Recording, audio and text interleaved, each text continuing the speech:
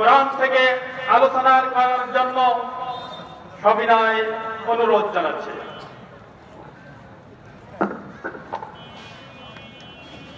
আসসালামু আলাইকুম ওয়া রাহমাতুল্লাহি তাআলা ওয়া বারাকাতুহু। আপনারা কেমন আছেন ভাইজান? আলহামদুলিল্লাহি রাব্বিল আলামিন। فسبحان الذي لا يحصى امتنانه باللسان ولا بالقلم. نشهد أن لا إله إلا الله وحده لا شريك له ونشهد أن سيدنا وسندنا وحبيبنا وطبيبنا وطبيب أرواحنا محمد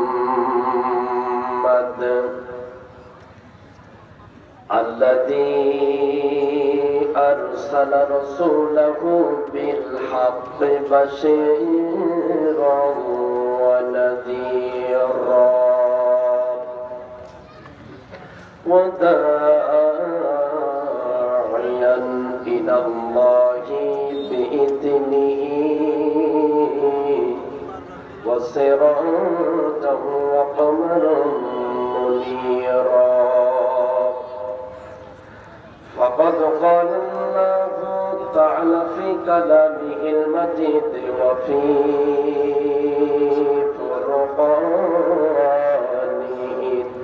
التوحيد.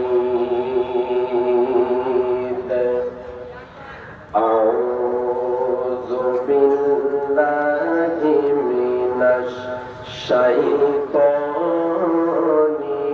الرجيم.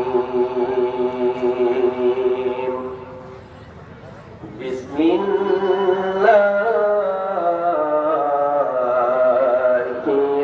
الرحمن الرحيم.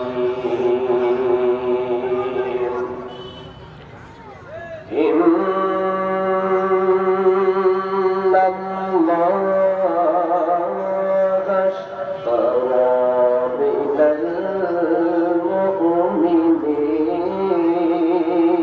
المؤمنين أنفسهم وأموالهم بأن لهم الجنة.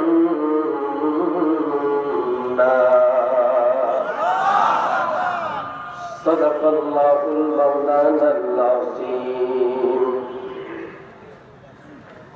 عن أبي ذر رضي الله تعالى أن رسول الله صلى الله عليه وسلم أي الأعمال قال الإيمان بالله والجهاد في سبيل الله رواه البخاري. إن الله وملائكته يصلون على النبي يا أيها الذين آمنوا صلوا عليه وسلموا تسليما. اللهم صل على سيدنا مولانا محمد.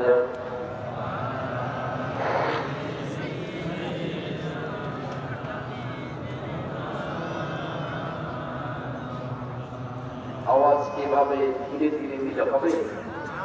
একটু জোরে জোরে পড়েন আল্লাহুম্মা সাল্লি আলা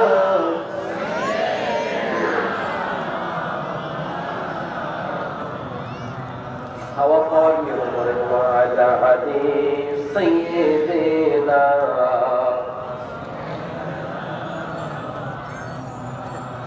আরো জোরে একটু আওয়াজ দিয়ে বলেন আল্লাহুম্মা সাল্লি আলা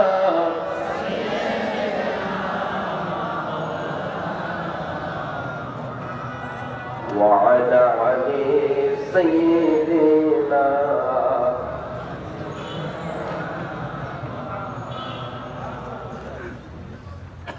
আর কত চাও শহীদি খোদা আর কত কান্দ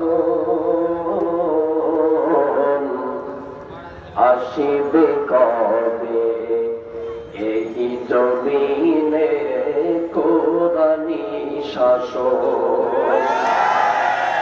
আসিবে কবে এই ভুবনে তোমারি শাসন যারা শুধুই চেয়েছিল তোমার দিনের জয় জালিম শাসক উল্টে তাদের জীবন করল ক্ষয় ও দয়াময়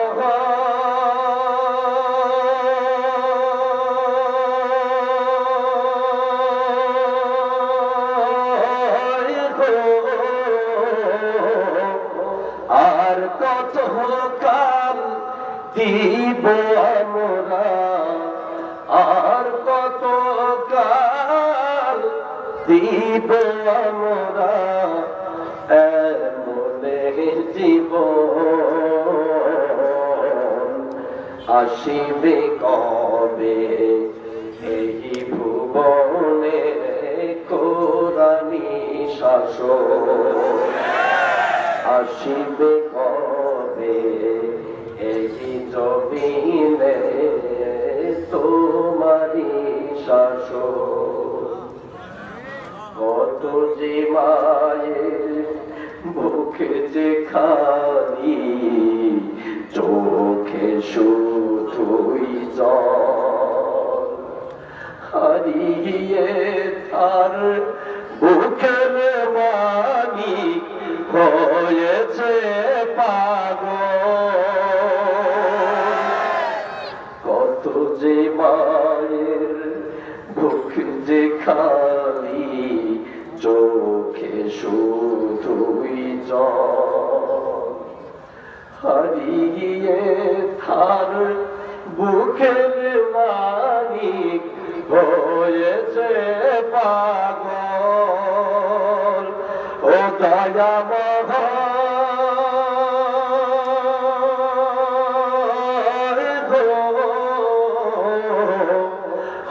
আর কত কাল দিব আমরা আর কত কাল দিব আমরা মনে জীবন আসিবে কবে এই ভুবনে কোরআনি শাসন ঠিক কিনা আওয়াজ দিয়ে বলেন আল্লাহুম্মা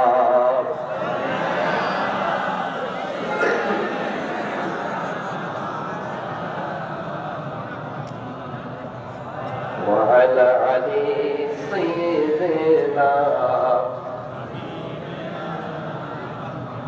একটু জিকির করেন লা ইলাহা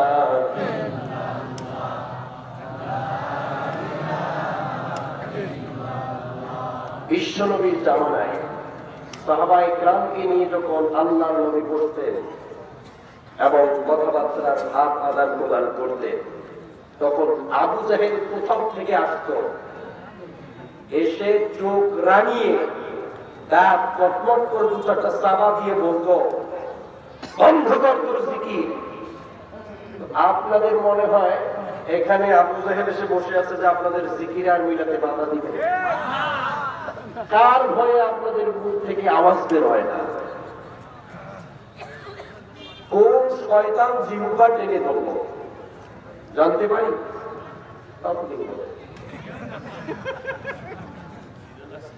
খিদে লাগছে, মজার মধ্যে খিদে লাগছে বুঝি, অনেক খাইছে, খিদা লাগছে, খাবারের ব্যবস্থা করে দিই। আওয়াজ না আসলে কি ভালো লাগে? আলোচনার সময় শ্রোতার কাছ থেকে যদি ঠিক না পেটিক না হয় তাহলে কিন্তু আসলে মজা পায় না, ঠিক না? বাংলায় আমি এভাবে মানুষকে বোঝাই, শ্রোতা হলো বক্তার ব্যাটারি আর বক্তা হলো শ্রোতার ইঞ্জিন। যদি ব্যাটারি ভালো চার্জ দেয় ইঞ্জিন ভালো চলবে, কথা বলেন ঠিক কিনা? কিন্তু আপনাদের যে ব্যাটারি চার্জ তো ডাউন দেখি আছে, ভালো আওয়াজ নেই কেন? দেখি তো আপনাদের চার্জ একটু হলো কিনা, একটা চাকরি দিয়ে দেখি।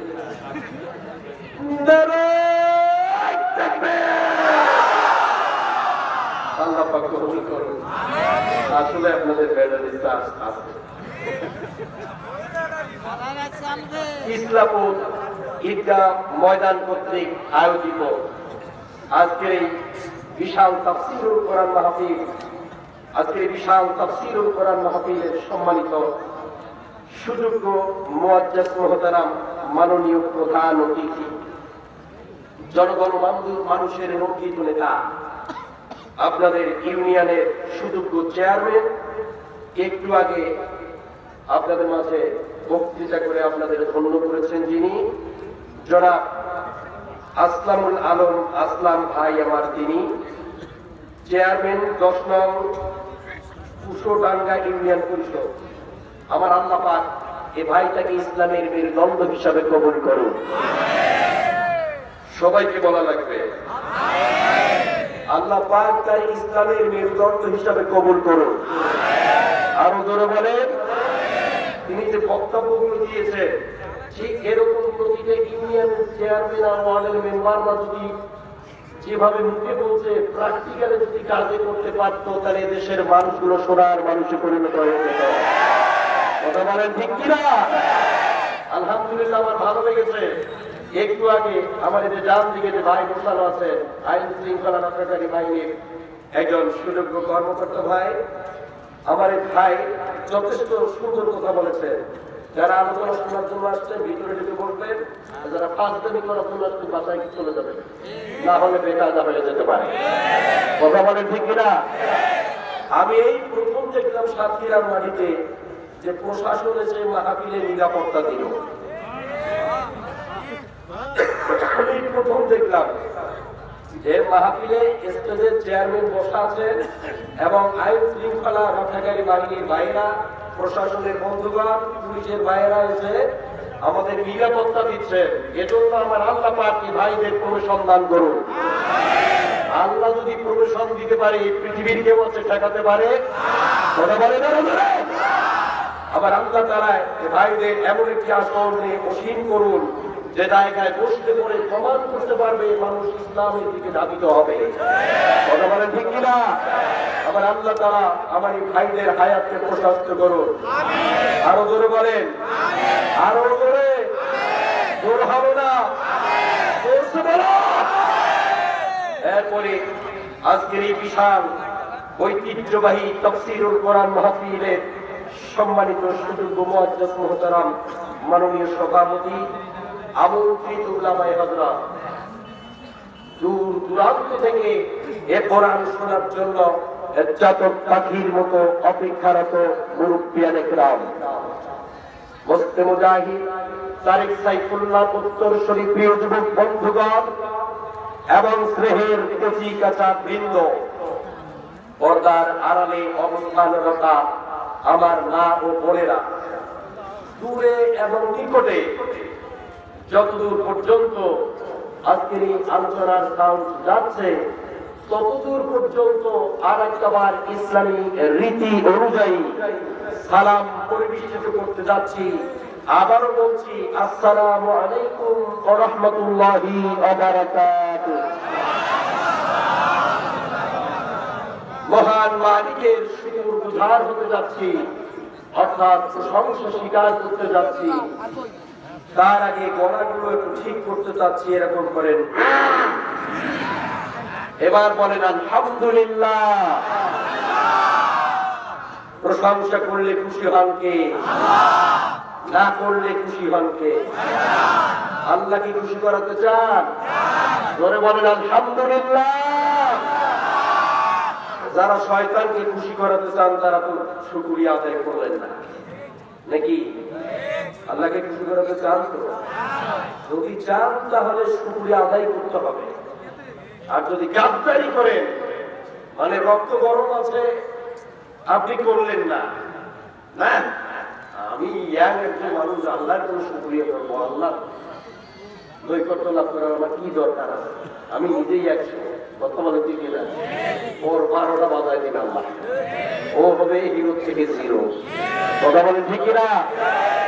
এজন্য আল্লাহ পাক বলেন লাইন শাকারতুম লাযিদান্নাকুম ওয়া লাইন কাফারতুম ইন্না আযাবি লাশাদীদ।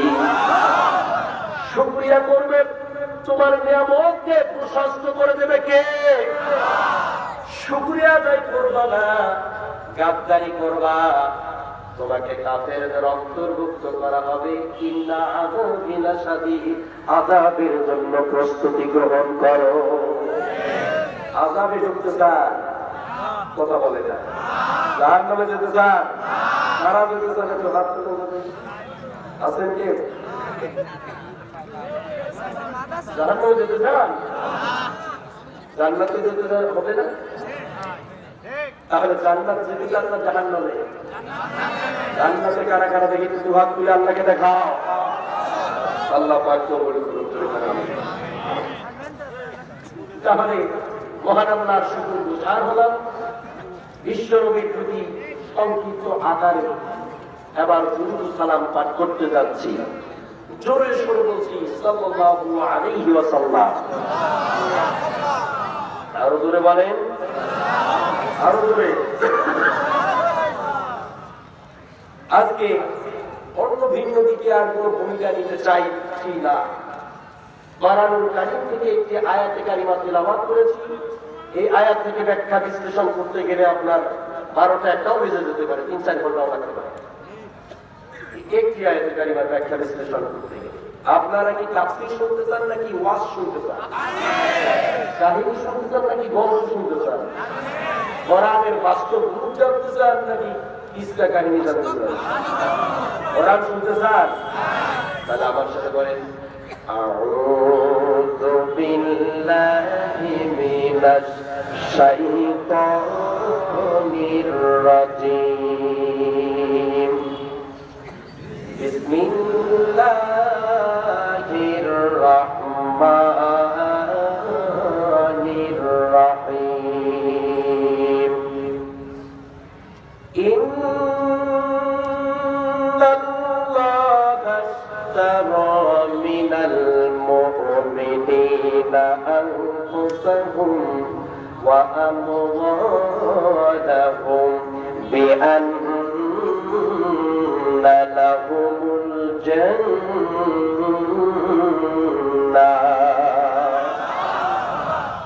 মহান আল্লাহ পাক বলেন ইন্নাল্লাহা আশতারা, নিশ্চয় অবশ্যই বিষয় 100% সিউরিটি, মুমিনদের জান আর মালটাকে আমি কিনে নিয়েছি। কিসের বিনিময়ে তুমি জানো? শুধুমাত্র কেবলমাত্র একমাত্র আমার জান্নাতুল ফেরদাউসের বিনিময়ে। আল্লাহ পাক মুমিনদের জান্নাত কিনে নিয়েছে কিসের বিনিময়ে? আওয়াজ আসলে আমি কি বলছি? আরো জোরে বলেন। আপনারা মুমিন না বেঈমান? আপনারা মুমিন কারা কারা দেখি তো লিল্লাহি তাকবীর। যেটা বেঈমান ও হাত তোলে না, অর্ধেক তোলে, অর্ধেকটা পুরান তুলে আমরা দেখি। আল্লাহ কবুল করুন জোরে করে আমিন।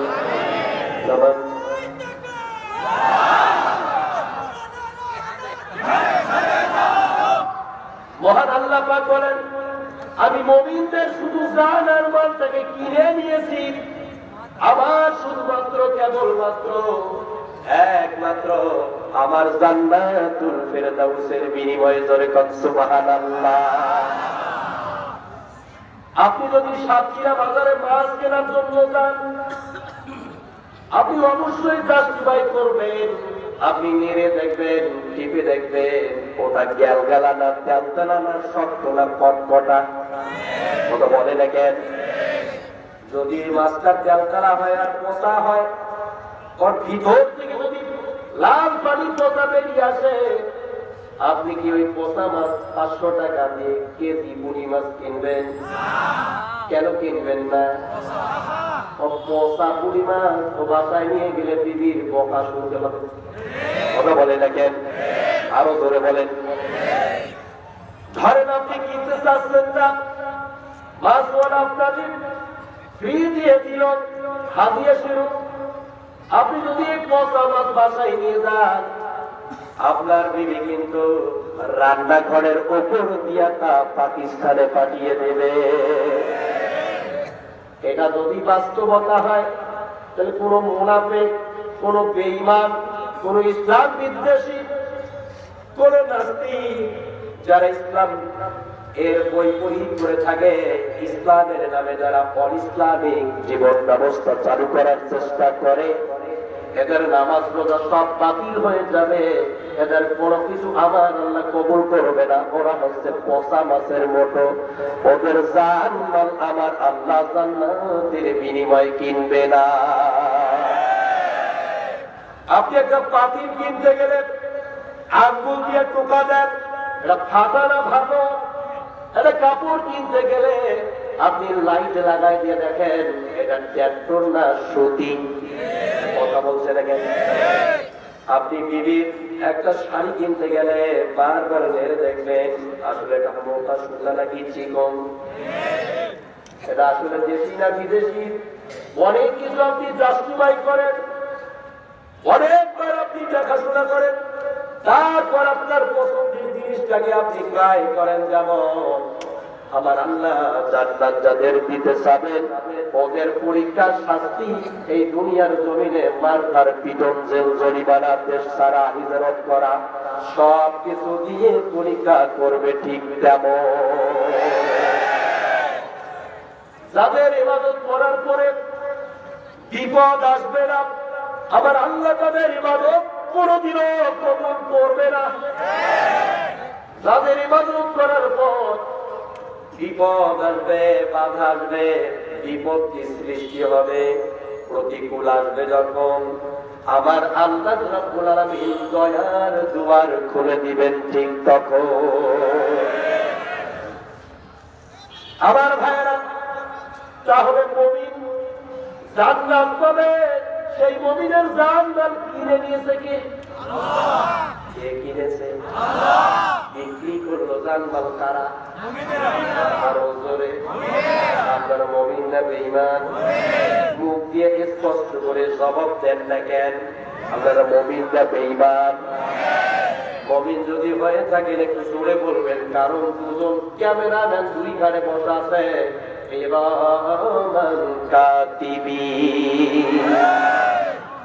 এই দুজন বসা আছে, ভিডিও করতেছে, রিপোর্ট করতেছে, কথা বলেন না কেন? তাহলে মুমিন না বেঈমান?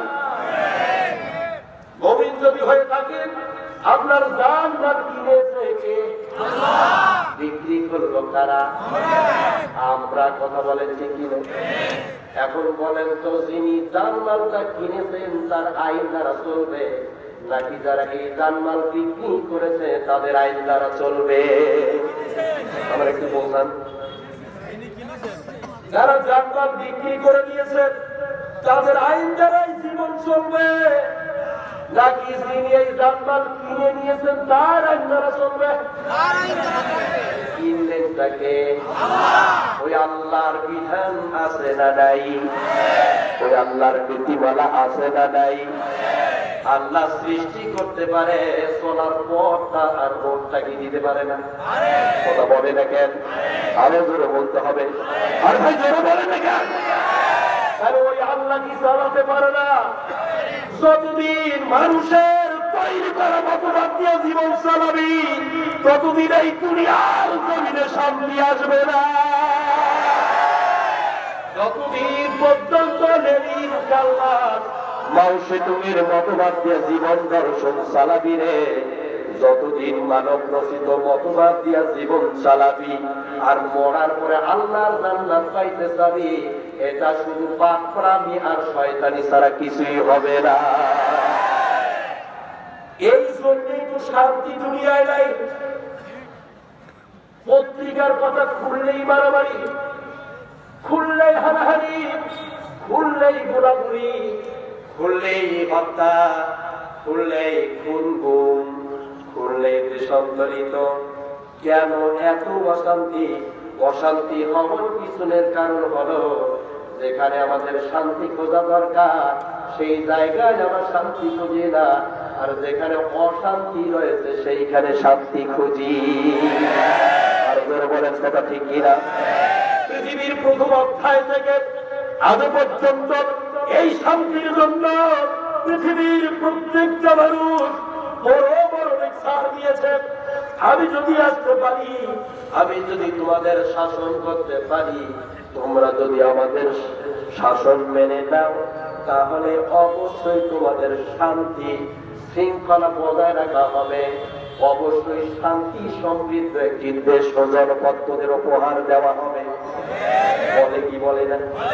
বলে কি না? আপনি কি জীবনে কোনোদিন শুনেছেন যে আটলান্টিক মহাসাগরের ভিতরে 2-4 জন তিমি মাসে মারামারি হয়েছে? আজ কথা বলে নাকি? সুন্দরবনের ভিতরে বাঘি আর হরিণের বিশাল মিছিল, ওরা হরতাল লেগেছে, এরকমটা হয়েছে?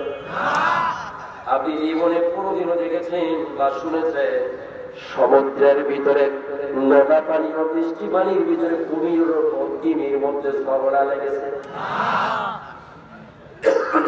শুনেছেন? কেন এটা আপনি শোনেন না জানেন? কারণ হলো ওরা যে স্রষ্টার সৃষ্টি হয়ে দুনিয়ায় এসেছে, সেই সৃষ্টিকর্তা মহান আল্লাহর আইন মেনে চলাফেরা করে। বিশাল বড় একটা মৌমাছির চাক, যেখানে লক্ষ লক্ষ মৌমাছি রয়ে থাকে। কথা বলেন ঠিক কিনা? আপনি দেখতেন তো মৌমাছির মধ্যে মিছিল মিটিং মারামারি হয়? কথা বলে দেখেন। আমার আল্লাহ পাক অর্ডার করেছেন মৌমাছিদেরকে, তোমরা ফুলে বসবা, ফলে বসবা, রস শোষণ করে নিয়ে আসবা, এরপরে মধু তৈরি করবা, এই মধু খাইয়ে আমার বান্দা বান্দীদের প্রেম শক্তি মেধা স্মরণ স্মৃতি প্রশস্ত করে দিবা। এটা হলো কার অর্ডার? কোন মৌমাছি যদি কোন ফুলের মধ্যে যেতে চায়, কোন ফলের মধ্যে বসতে চায়, ওর পিছনে আর একটা মৌমাছি দূর দিয়ে বহু দূর থেকে গোয়েন্দাগিরি শুরু করে দেয়। কথা বলে না কেন? যে মৌমাছিটা ফুল থেকে ফল থেকে রস শোষণ করে নিয়ে আসতে গিয়েছে, ওর পিছনে আর একটা মৌমাছি দূর থেকে তাকিয়ে থাকার কারণটা কি জানেন? এই মৌমাছি ওখানে গোয়েন্দাগিরি করতে থাকে, দেখি তো সে ফলে বসে নাকি ফুলে বসে, নাকি গোবর আর বৃষ্টি কাদার মধ্যে রস নিয়ে আসে। যদি সে ফুলে ফলে আসে তাহলে প্রকারটা ভালো, ও আল্লাহর আইন মেনেছে। কথা বলে ঠিক না? আর যদি সে আবর্জনার মধ্যে বসেছে, কাদার মধ্যে বসেছে, ঘৃণিত জিনিসের মধ্য থেকে রস শোষণ করে এনে সে মধুর মধ্যে যদি ঢুকিয়েছে, পিছনের গোয়েন্দা তাদের প্রধানমন্ত্রীর কাছে খবরটা পাঠিয়ে দিয়েছে। যেরকম মারহাবা। ওদের মধ্যে ওয়ার্ডের মেম্বার আছে, ওদের মধ্যে ইউনিয়নের চেয়ারম্যান আছে, ওদের মধ্যে এমপি আছে, ওদের মধ্যে মন্ত্রী মহোদয় রয়েছে, ওদের মধ্যে প্রধানমন্ত্রী রয়েছে, ওদের জনকর্তা রাষ্ট্রপ্রধানও রয়েছে। ওই গোয়েন্দা গিয়ে ঠিক ওই লেভেল অনুযায়ী খবর পাঠিয়ে দেয়, এরপরে জায়গা মতো খবর চলে যায়, তারপরে ওরা ধরে ফাঁসি দিয়ে মেরে দেওয়া হয়। দেখবেন আপনি মৌমাছি ফাঁসার নিচে 2-4টা মৌমাছি মরে পড়ে থাকার কারণটা কি? কারণ হলো সে আল্লাহর আইন লঙ্ঘন করেছে, ওই অপরাধে তাদের মৃত্যুদণ্ড হয়েছে। এটা যদি আল্লাহর হুকুম লঙ্ঘন করার পরে যদি এই হয়, মানুষ 5 বার আল্লাহর হুকুম লঙ্ঘন করো, আল্লাহর আইনকে লঙ্ঘন করেছ, কোরআন বিরোধী কাজ করো, কোরআন বিরোধী কাজ করতে মানুষ বিভিন্ন উপায় পায়, তারা খুঁজে বের হয়, তাহলে এই মানুষগুলোর আল্লাহর কাছে কি বিচার হবে? কি হবে? আবার আল্লাহ পাক আরো কোরআনের ভিতরে বলেছেন, ইউরিদুনা লিইউতফিউ নূরাল্লাহি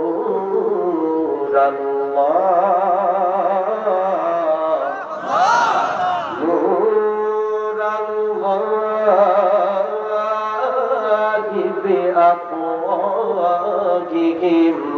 ওয়াল্লাহু মুতিম্মু নূরিহি ওয়ালাউ কারিহাল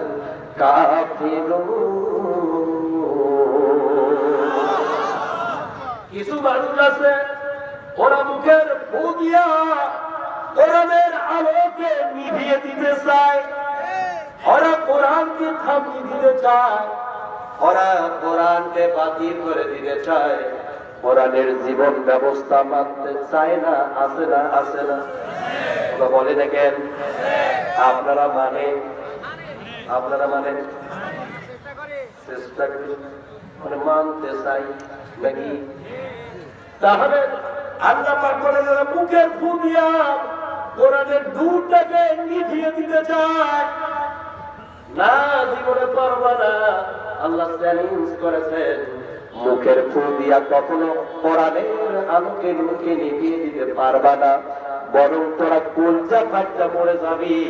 আমি আল্লাহ রাব্বুল আলামিনের কোনো চাই আসে না। আপনি যদি মোমের আগুনে দূর থেকে একটা ফু মেরে দেন, ওটা নিভে যায় না, লাফ দিয়ে ওঠে। কথা না বললাম, কথা বলা তো ভালো দিকে আসলে আলোটাকে দূর থেকে যখন ফু দেওয়া হয়, এটা লাভ দিয়ে ওঠে, নিভে যায়। আপনারা কি আছেন এখানে? কারা কারা নাই হাত তুলেছে? আপনারা কি বেঁচে আছে না চলে গেছে? বেঁচে আছে? দেখি তো কারা কারা বেঁচে আছে।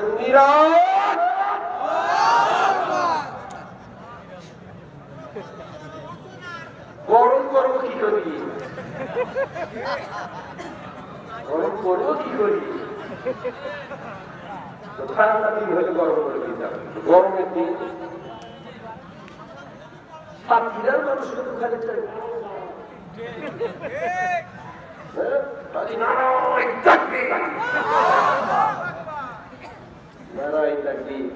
নারাই তাকবীর হবে দেশ ও জনপদে যেদিন কোরআনী শাসন ব্যবস্থা চালু হবে সেদিন। তাছাড়া যতক্ষণ মানব রচিত মতবাদ চলতে থাকবে, লেনিন, কার্ল মার্কস, মাও সেতু মানব রচিত মতবাদ যেগুলো, এগুলো যতদিন চলবে আপনার আমার তো কোনো ক্ষমতা নাই। আছে? আমি যদি কেমন ভাবে বক্তব্য দিই, কোন পরিবর্তন কথা বলে না কেন? তারা এই চেয়ারখানে বসে আছে, এই যে আমাদের চেয়ারম্যান, উনি যে চেয়ারখানে বসে আছে ইউনিয়নে, এই চেয়ার থেকে যদি বলে আমার ইউনিয়নে কোনো মাদক চলবে না, 100% চলবে না, আমি আজটা বল যদি কেমন ওখানে বলে তাই হবে না। দু চারটা ছেলে পাশ ধারে বসে তাস খেলাচ্ছে, এনসিডি হিরোইন খাচ্ছে, বলেন আপনি আমি গেছি, যে বলছে এই বাটা এগুলো করিস হবে, বাটা তোর বাপের টাকা দিয়ে এগুলো করি হবে কিনা? আর যদি বলে পাশে থানার পুলিশ ভ্যানটা এলাকায় ঢুকছে, থাকবে? এই জন্য তো তাসকিরের আবিধান ব্যাখ্যাকারী বললেন প্রশাসন দিয়ে পাওয়ার গ্রেড করা লাগবে, মন্ত্রী দিয়ে চিন্তা করলে হবে না, দেশের ওই জায়গায় চালু করা লাগবে যেখানে প্রধান বোর্ডটা রয়েছে। আজ ওয়ান করে দেওয়া আছে স্টেজে, যেমন লাইট গুলো আছে, একটা বোর্ড, এই বোর্ডে ওয়ান করে দেওয়া আছে, লাইট চলছে, আপনি ওয়ান করে দেন সব লাইট নিভে যাবে, অন্ধকার হবে। দেশের ওই জায়গায় সংসদ ভবনের ভিতরে একটা বোর্ড রয়েছে, ওই বোর্ডে যদি ওয়ান করে দেওয়া হয়, পুরো বাংলার প্রত্যেকটি নগরে বাজারে বন্দরে রোডে ঘাটে আপনার কোরআনের আলো প্রস্ফুটিত হয়ে যাবে। কিন্তু ওখানে তো নিধারে ভাই, আপনি করবেন তাকে কিছু করার আছে, কিছু করতে পারবে, করার কিছু আছে, পারবেন না। তাহলে আমি যদি এদেশের প্রধানমন্ত্রী হইতাম বা মন্ত্রী হইতাম, এমপি হইতাম, তাহলে করতে পারতাম যে এটা করে দিলাম, জানো এই বাস্তবায়ন আজকে দেখবেন, ঠিক না? যিনি এই চেয়ারে বসে আছেন প্রশাসনিক লেভেলে, উনি ইচ্ছে করলে ওনার স্থান, ওনার যে সীমানা, ওনার যে স্কেলের মাপের ভিতরটা উনি কন্ট্রোল করতে পারবেন। পারবে কিনা? পারবে না? ঠিক ওইরকম আমার ক্ষমতা শক্তি চেয়ারে, আমার আর কোনো ক্ষমতা নাই। কিয়ামত পর্যন্ত যদি আমি বড় মজ করে যাই হবে? তাহলে কাজ করতে গেলে সূরা হজের 41 নম্বর আয়াতকে রাষ্ট্রীয়ভাবে ওই জায়গায় প্রতিষ্ঠিত করা লাগবে। তবে ওইখানে করতে গেলে দেশের প্রত্যেকটা ওয়ার্ডের মেম্বারকে দিনদার থেকে ভোট দেওয়া লাগবে, প্রত্যেকটা চেয়ারম্যানকে দিনদার মুত্তাকিকে থেকে ভোট দেওয়া লাগবে, প্রত্যেকটা মুফতি এবং মুহাদ্দিস যারা আছে দেশে, যারা ভালো ভালো ইসলাম বুঝে আপনাদের বোঝাতে পারবে, ইসলামের স্কলারশিপ যাদের বলা হয়, এরা যদি চেয়ারগুলোতে যায় কোনোদিন, তাহলে সম্ভাবনা আছে সেই দিন, তাছাড়া কোনো উপায় নাই। কারণ কিয়ামত পর্যন্ত যদি আপনি তারে বুঝান, কোনো কাজে আসবে। এই জন্য সেইভাবে কথা বলছি। আমরা আমাদের ব্যক্তিগত জীবনে যাতে ইসলাম মানতে পারি, সেই লেভেলে আজকে আলোচনা চালাচ্ছি। চলবে? চলবে কি? যদি চলে তাহলে চালা দিই, আর যদি না চলে তাহলে মনোনয়ন করে দিই, দেব? তাহলে কি বলতেছিলাম? মৌমাছি তো শেষে করে ফেলাচ্ছি আমার ভাইয়েরা। তাহলে এবার চলেন সামনের দিকে যাই। এই কোরআনের আলোকে নিভিয়ে দেওয়ার জন্য বহুত ভুকাভুকি হয়েছে। পৃথিবীর প্রথম অধ্যায় থেকে আজও পর্যন্ত চলে আসছে। ভবিষ্যতে ষড়যন্ত্র হবে, ভুকাভুকি হবে, ওরা নিজেই ইতি হয়ে যাবে, নিজের চোখ দিয়া তারা গজব দেখবে। ইমানদারদের কোনো ক্ষতি হবে না, বরং কিছু জীবন যাবে, কিছু সময় যাবে, আর কিছু হবে না। ইসলামের কোনো ক্ষতি করতে পারা যাবে না, যাবে? কারণ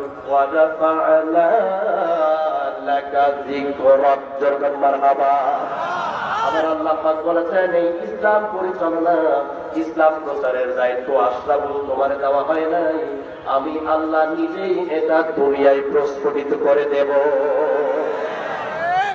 আবু জাহেল ছিল, এরপরে উতবা ছিল, তারপরে সাইবা ছিল, এরপরে ওলীদ ইবনে মুগীরা ছিল। এরা চারজন ছিল মক্কা মদিনার সর্বশ্রেষ্ঠ নেতা। কথা বলেন ঠিক কিনা? এরাই চালু করেছিল কোরআনের আলোকে নিভিয়ে দেওয়ার সর্বাত্মক চেষ্টা করেছে। যখন আবার আল্লাহ পাক পর্যায়ক্রমে নবী রাসূলদের পাঠিয়ে এই দ্বীন ইসলাম তরতাজা রাখলেন, ঠিক তখন আমার ভাইরা চলেন না সামনের দিকে যাই। মোমের আলোতে ফুক দিলে কি নিভে যায়? কি হয়?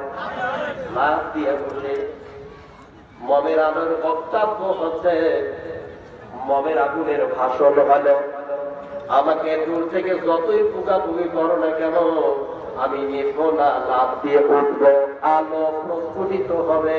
যেমন যত বেশি কোরআনের আলোচনায় বাধা আসবে, যত বেশি আলেমদের উপরে কঠিন স্টিম রোলার চালু হবে, যত বেশি ইসলামের লোক মুসলমানেরা নিগৃহীত, লাঞ্ছিত, অবহেলিত হবে, তত বেশি ইসলামের আলো প্রস্ফুটিত দুনিয়ায় হবে। যত বেশি চাপা যাবে, তত বেশি আসান করবেন। কথা ঠিক কিনা?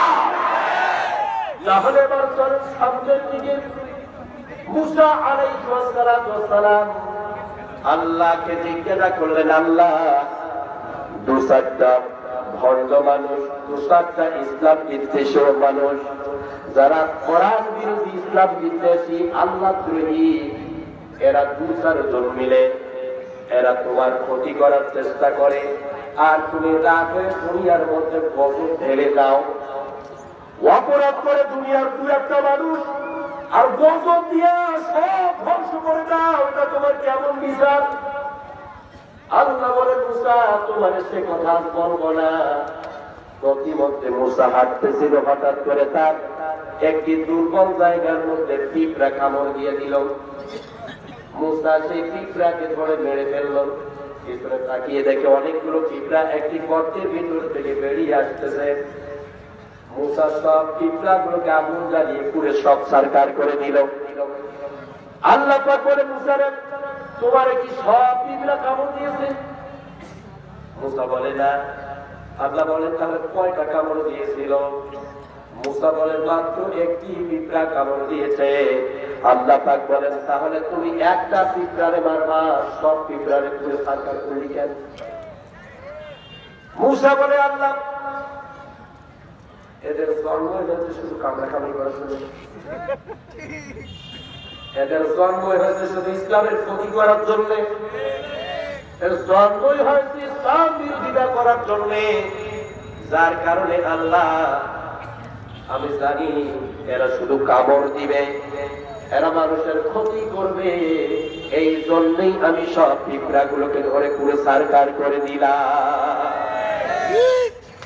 আজ একদিনের হাতের কামাই করা করোনা ভাইরাসের বিশ্বব্যাপী আজ আতঙ্ক, ক্ষতিগ্রস্ত, কথা বলে ঠিক কিনা?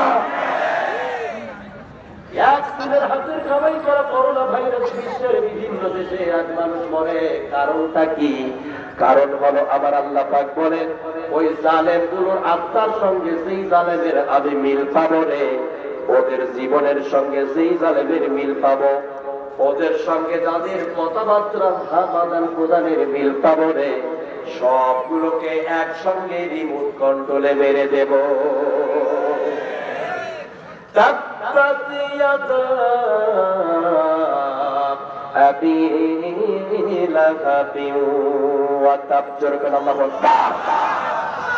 আবার আল্লাহ পাক বলেন, আবু লাহাবের দুহাত ধ্বংস করে দিয়েছি, অবশ্যই সে ব্যর্থ হয়ে গিয়েছে। বলতে লাগেন, পৃথিবীর সব ইসলাম বিদ্বেষীর কলিজা একটু নারাজি হয়েছে। করোনা ভাইরাস এটা কি রকম? ধরার সঙ্গে সঙ্গে সে মরে, ঠিক কিনা? মানুষ যতটা করোনা ভাইরাসে ভয় করেছে, এসে যদি 1% আমার আল্লাহরে ভয় করতো রে, করোনা তো দূরের কথা, কোন আযাব গজব বিশ্বে আর আসতো না। কারণ এই গজবগুলো হচ্ছে আমার আল্লাহ পাকের সৈন্য, কথা বলে ঠিক কিনা? আজ প্রশাসনগুলো আমাদের দেশের যেমন সৈন্য, মানুষ উল্টা পাল্টা করলে ধরে হামুনি এবং বিচার করে দেবে, ঠিক ওই রকম এই গজবগুলো, আযাবগুলো হচ্ছে আল্লাহর পাঠানো সৈন্য। বলছে দেখেন আমার ভাইয়েরা, অতএব আল্লাহকে সবসময় মানা লাগবে। وقال الذين كفروا لا تسمعوا لهذا القرآن والغوا فيه لعلكم تغلبون।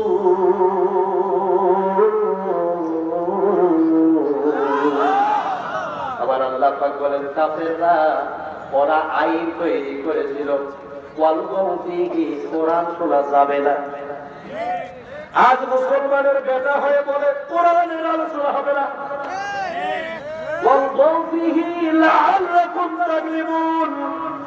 আবার আল্লাহ পাক বলেন, পৃথিবীর প্রথম অধ্যায়ের দিকে আবু জাহেল ছিল নেতা, উতবা হলো তার বড় ছেলে, শায়বা হলো তার ছোট ছেলে, ওয়ালিদ ইবনে মুগীরা হলো ওই আবু জাহেলের একজন বন্ধু।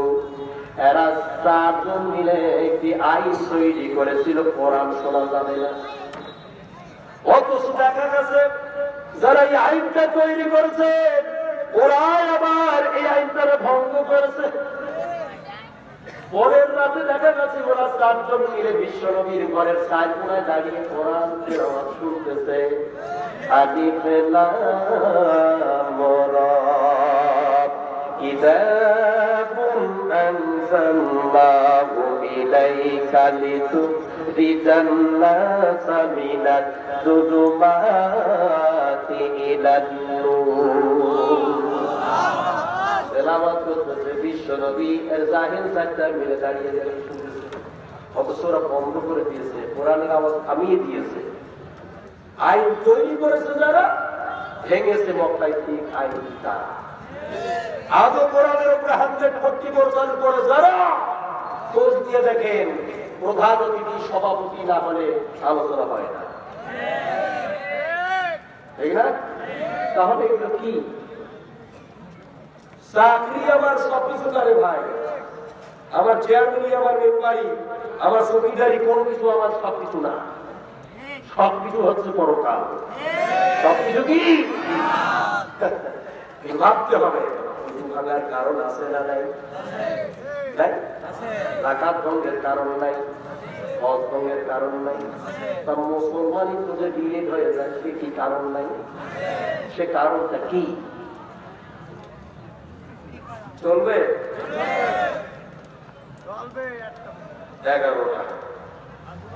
11টা বেজে গেছে। যে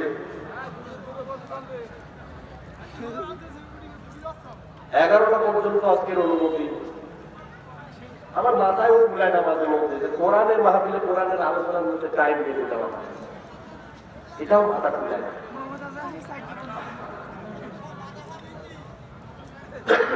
চালাবো? হ্যাঁ, সে ক্ষমতা আমার নাই। ক্ষমতা আছে চেয়ারম্যানের, তার ইউনিয়ন পাশে ভাই আছে, এখন ওনাদের দুজনের ব্যাপার।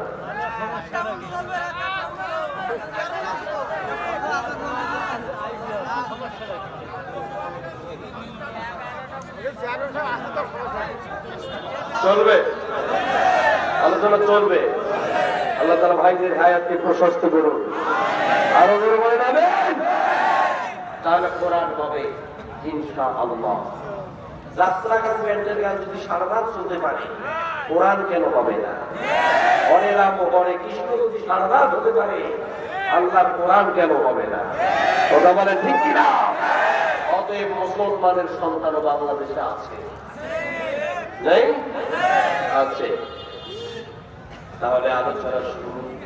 এগুলো কিন্তু এখনো আলোচনা নয় ভাই, এগুলো সব শিরোটা আমি এমন নিয়েছি। আমি জানি যে 11টা পর্যন্ত আজকের আলোচনা হতে পারে, এজন্য এমনিতে সাধারণভাবে বলছিলাম, এগুলো এভাবে আর কি বলে আসছি।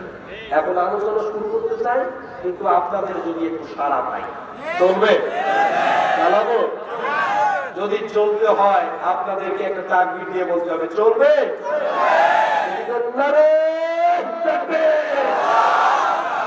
চলবে?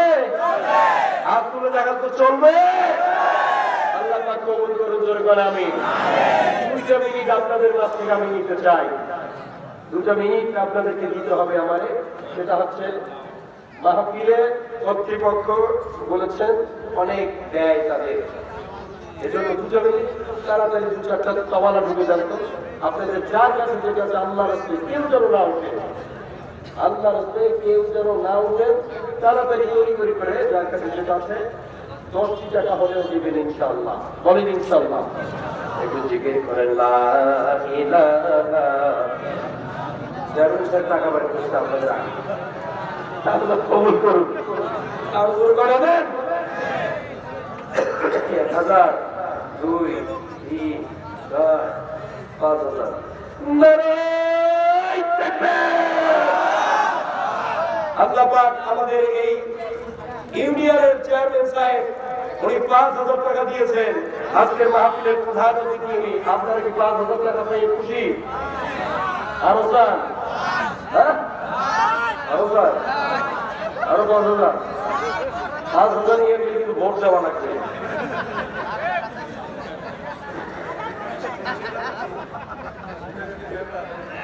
কৃষি সমিতি মেম্বার ভাই আমার উনি তখন 3,000 টাকা দিয়েছে। মারহাবা, আর দরকার মারহাবা। আল্লাহ তাআলা আমার ভাইয়ের 3,000 টাকা দানকে কবুল করুন। দরকার আমি একটু মজা করছি, একটু রস দিছি, ঠিক আছে। সাগর ভাই আমার দাদার জন্য 500 টাকা দিয়েছেন। আমার আল্লাহ পাকের ভাইয়ের দানকে কবুল করুন। দরকার আমি আপনাদের উঠাউঠি করা যাবে না ভাই, তাড়াতাড়ি একটু ব্যাক করে দেবেন। আমার আরেক ভাই 100 টাকা দিয়েছে। আল্লাহ পাক তার দানকে কবুল করুন। দরকার আমি একটু জিকির করেন জোরে সোরে লা ইলাহা।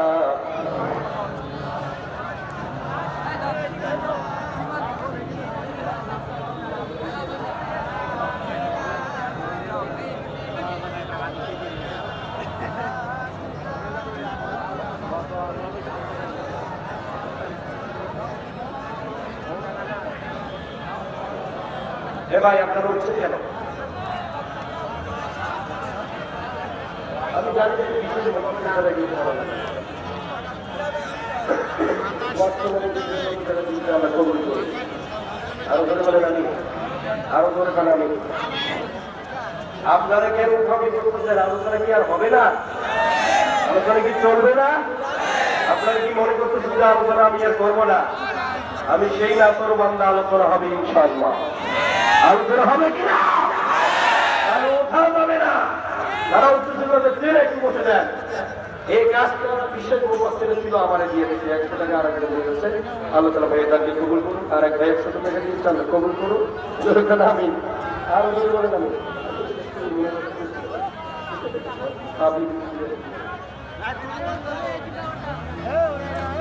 ওঠাউঠি করলে তো ভাই আলোচনা হবে না। এ ভাই কর্তৃপক্ষ থাকবে যতক্ষণ, আলোচনা হবে যতক্ষণ। চলে গেলে ভাই হবে না।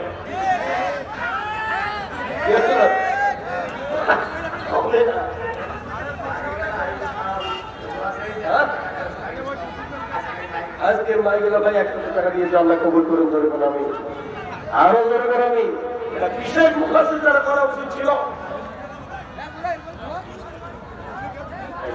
করেন লা ইলাহা জোরে লা ইলাহা, আর জোরে লা ইলাহা।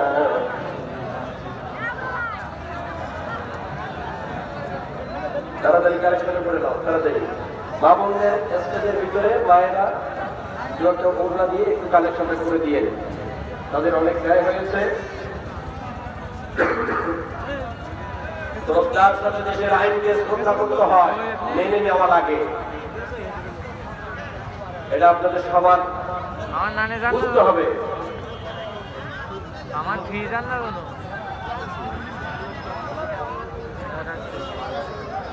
কি করবে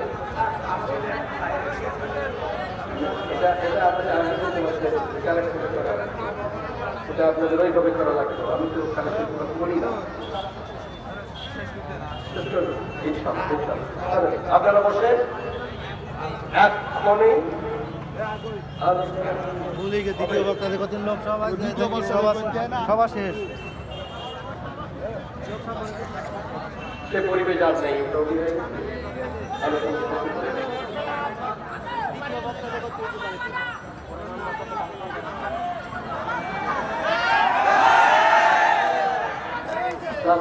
হবারই কথা, আলোচনা চলছে, ওই মাঝে কালেকশন দিতে, এটা তো রাগ হয়নি কথা। কি হলো? আরে ভাই আমার ইমেজটা তো একেবারে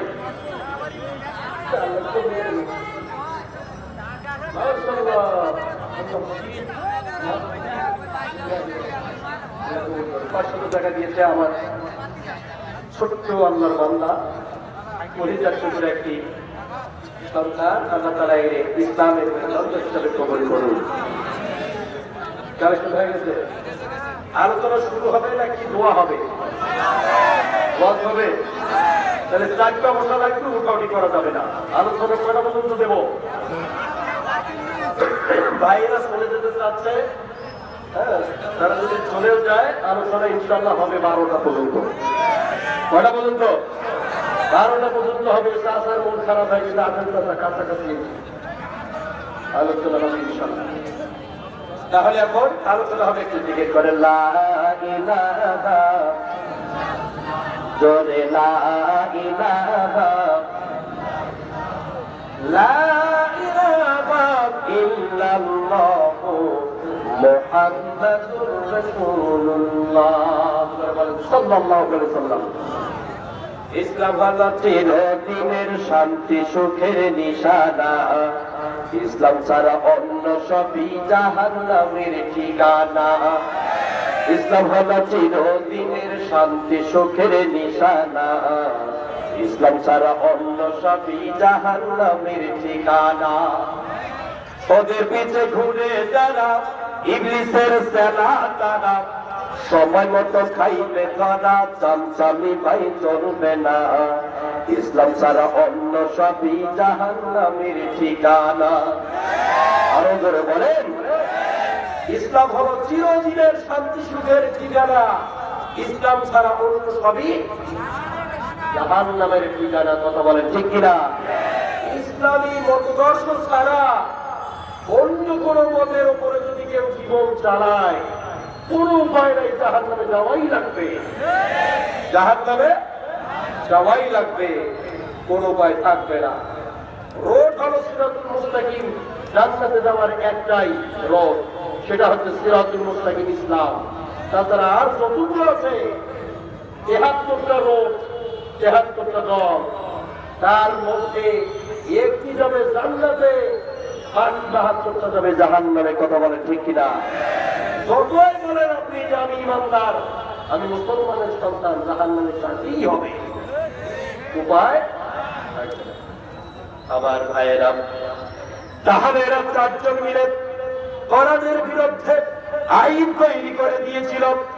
ওয়ালগাউ ফীহি লাআল্লাকুম তাগলিবুন।